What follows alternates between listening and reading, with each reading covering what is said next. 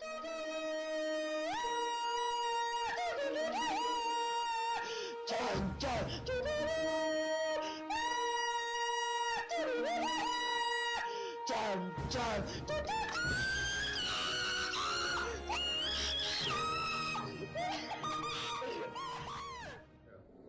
Matt.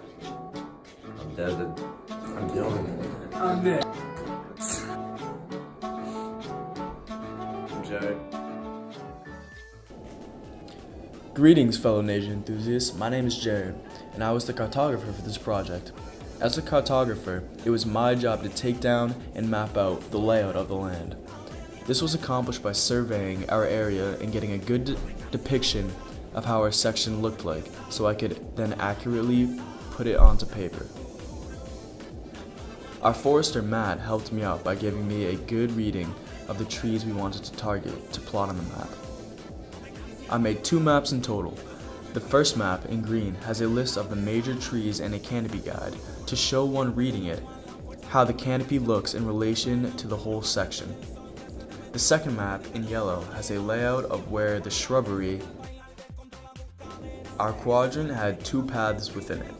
The path on the left side being much thicker and wider, while the one on the right side being thin, as well as having a fallen tree going across it.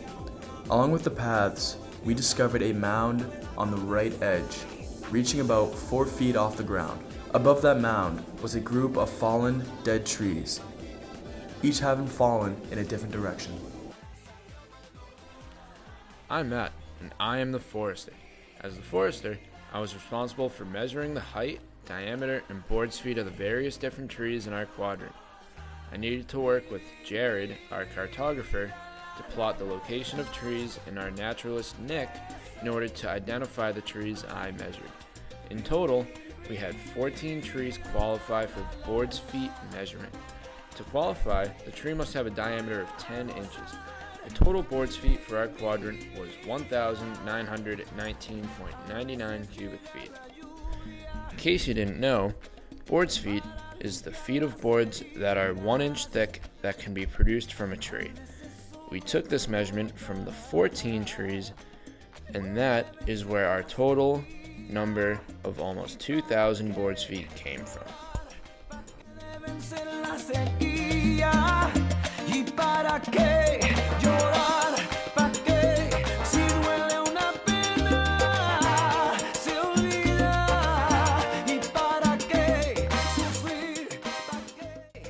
There are many different types of plants and animals in our environment.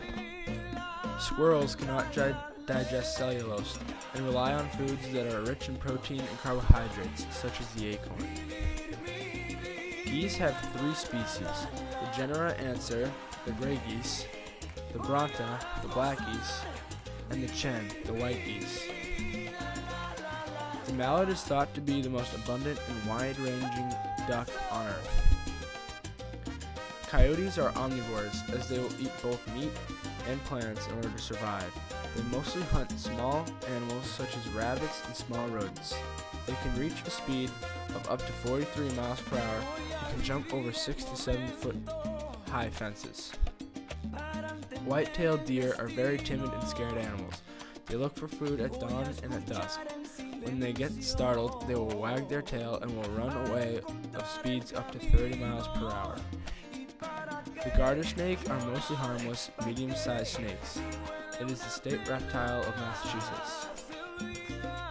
Raccoons are found in a lot of different settings, including forests, prairies, and even cities, as they are adaptable and will eat just about anything, including trash. Foxes, like the raccoon, are known for their resourcefulness. They adapt well in all different types of settings and mostly hunt small rodents such as rabbits and birds. Bats are entirely nocturnal mammals who never come out during the daytime. They communicate through sound waves.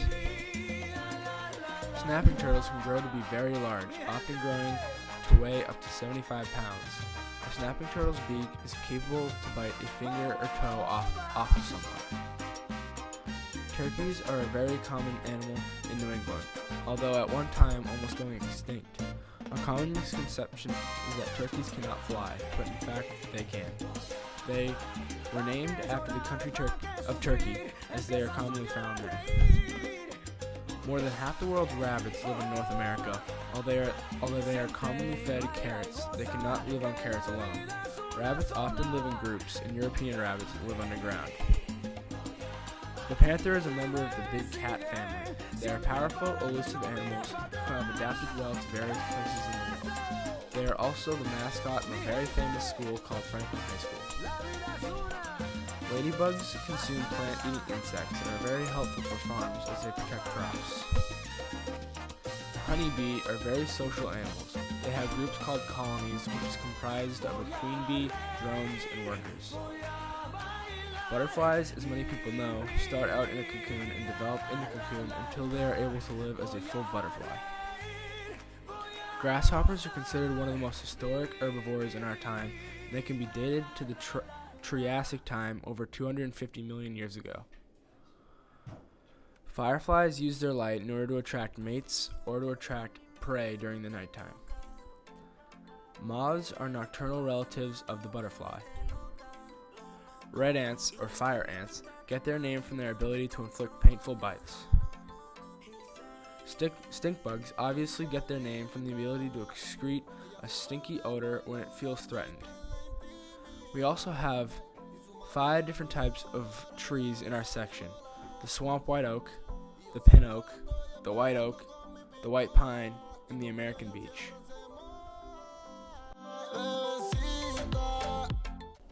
Hello, I am my group's soil scientist, Dylan. My job was to identify the different types of soil found around our area. I took a total of 3 soil cores, all of which were very similar in height, at around 8 inches. However, the results of the 3 soil types varied. The pH of all 3 types was the same at 3. The phosphorus levels on the first core was 4, which indicates a rich level of phosphorus. The second was 2, which is pretty average. And the third was 3, which is better than the second one, of course. The nitrogen levels were deficient in 2 of the 3 cores. In one core, it was only 1, which indicates a very low level of nitrogen. The soil colors also varied. The first core had a light brown color on the top, but went into a reddish brown. The red indicates a high iron content, and the brown indicates a high organic matter. The 2 other cores were both similar. The colors at the top were brown, which indicated a high organic matter, and they both had yellow spots all throughout, which also shows high iron content.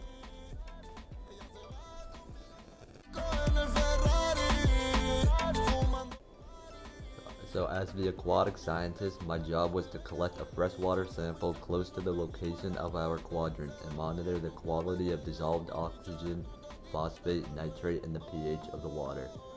We monitored these qualities because they are important for the different organisms in the environment to survive. Dissolved oxygen is important to the health of aquatic ecosystems.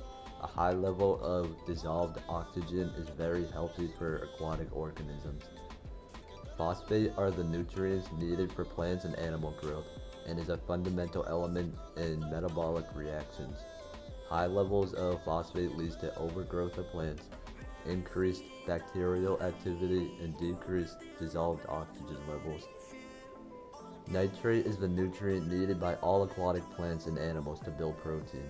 An excess amount of nitrate can increase plant growth and decay, increase bacterial decomposition, and decrease oxygen in the water. Finally, the pH level is the measurement of the acidic or basic quality of water. The pH scale ranges from 0 to 14, with 7 being neutral. The pH of natural water is usually between 6.5 and 8.2. After testing all the qualities of our water, our results came out to be this. The saturation level for dissolved oxygen was around 50%, while the average is 91 to 100%, meaning the dissolved oxygen level in the water is very unhealthy for the aquatic organisms. Our phosphate level was 1 ppm, which is average, making the phosphate level excellent and normal. Our nitrate level was 5 ppm, which is also the average, making the nitrate level also excellent. And finally, our pH level was 8.5, while the average was 7, meaning our water sample was a little more basic than normal. Oh, it's a bird. Dame tu cosita, dame tu cosita, ay, dame tu cosita, dame tu cosita, ay, dame tu cosita, dame tu cosita, ay, dame tu cosita.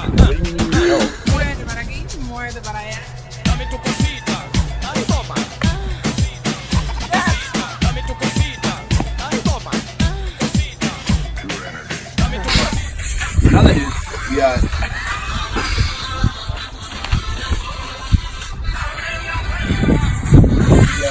three of us that are 100. How tall do you think that there tree is? Dame tu cosita, ay, dame tu cosita, dame tu cosita, ay. Draco, how tall do you think this tree is?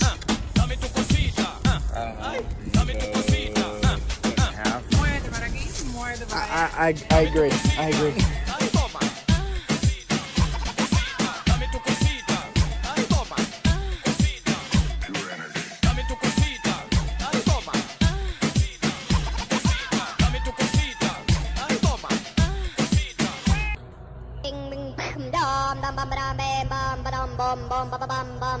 What's going on?